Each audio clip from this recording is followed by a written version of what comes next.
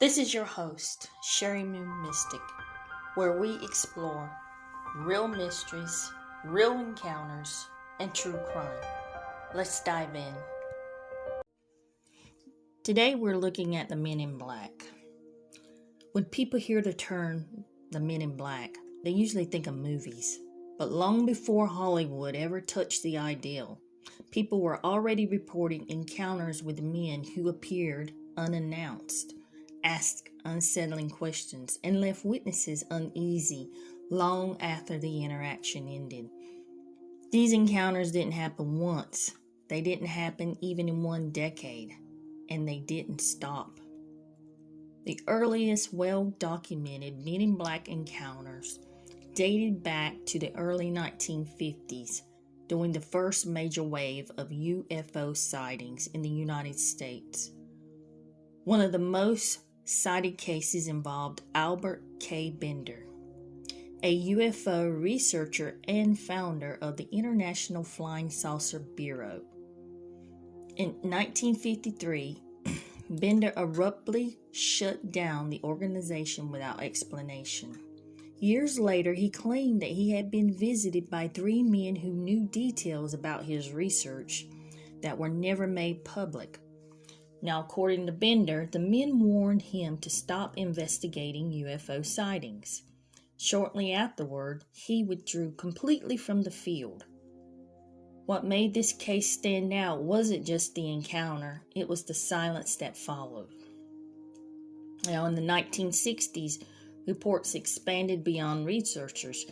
During the same period as the Mothman sightings in Point Pleasant, West Virginia, residents reported encounters with a strange man known as Indrid Cold. Witnesses described him as pale, oddly dressed, and unsettlingly cheerful. He spoke in a mechanical way, smiled at inappropriate comments and moments, and asked questions that made people uncomfortable. Journalist John Neal documented these encounters extensively, noting that many witnesses felt watched or monitored afterward. These encounters coincided with UFO sightings and unexplained activity in the area. In the 1970s, Men in Black encounters became more closely tied to UFO investigators and abductees. Researchers such as Bud Hopkins and Dr. David Jacobs collected reports from individuals who claimed the strange men visited them after they shared their experiences. The men often claimed federal authority, asked witnesses to stop talking, displayed knowledge they shouldn't have had. The encounters were rarely aggressive. Instead, they were described as polite, controlled, and quietly intimidating. Many witnesses stopped coming forward afterward. By the 1980s and 1990s, reports were no longer limited to researchers. Ordinary civilians reported visits after, calling the police about strange lights, contacting local newspapers, reporting sightings to military bases. Some local law enforcement officers also reported encounters with men who claimed federal authority but could not be traced to any known agency. In several cases, officers attempted to verify credentials later. No records were found. These encounters were often written off as misunderstandings, yet the descriptions remain consistent. In the 2000s, the reports didn't stop, they changed. Witnesses described men wearing black suits, but with outdated styles. Some appeared unfamiliar with modern technology. Others spoke in rehearsed or oddly formal language. Several witnesses claim the men already knew personal details before even asking any questions.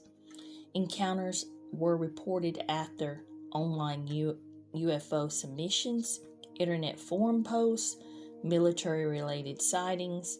Despite the modern setting, the behavior remains strangely old-fashioned. In recent years, Men in Black encounters appear less frequently, but they haven't disappeared. Some reports involve visits after social media posts, individuals claiming vague federal authority, encounters that ended with no follow-up or no explanation. Skeptics suggest intelligence agencies or psychological stress. Others point out that many encounters don't align with how real federal agencies operate. Importantly, no official agency has acknowledged involvement in these incidents. Across the decades, locations, and witnesses, the same elements keep appearing. Sudden visits, claims of authority, knowledge of private details, requests for them to stop talking, a lasting sense of unease. Men rarely threaten. They don't need to. The effect is psychological, not physical. So what could they be? There are so many theories. Some believe the men in black are government operatives, intelligence contractors, a psychological response to unexplained events.